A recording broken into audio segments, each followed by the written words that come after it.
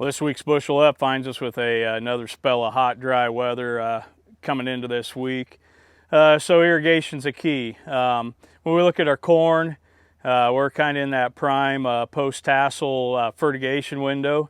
So that's actually what we're getting ready to do out here at Owner's Acres is put some pivot max on through the pivot. We still have, we only have 200 pounds of nitrogen out here, so we still have a fair amount of nitrogen that we can put on if this crop keeps progressing and looking as good as it does out here. So that's kind of our focus on corn. You know, obviously there's some late pollination going on.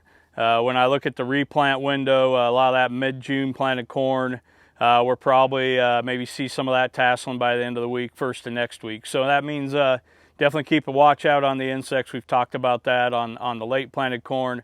Still seeing a pretty heavy pressure rootworm beetle in some of these fields that have come late, fields that were already treated. So, you know, if you're in a beetle program where you're trying to control beetles to knock down pressure, second insecticide is probably warranted to do that if you haven't done that already. Otherwise, kind of pay attention to your beetles and what might be left out there, and that can kind of dictate pressure for next year.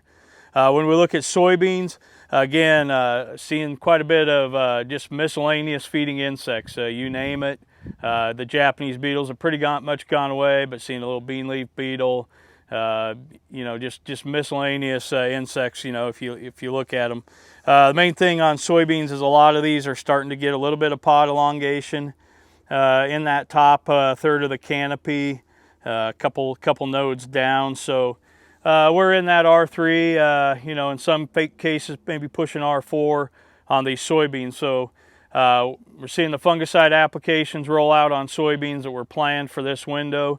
We are picking up frog eye leaf spot throughout south central Nebraska. So be on a watch out. That's a fairly new disease for us in soybeans, but one that we're definitely paying attention to. You know, when we talk to our cohorts back east, it can cause a lot of yield damage, 5 to 10 bushel pretty easily at some what we consider relatively low pressure.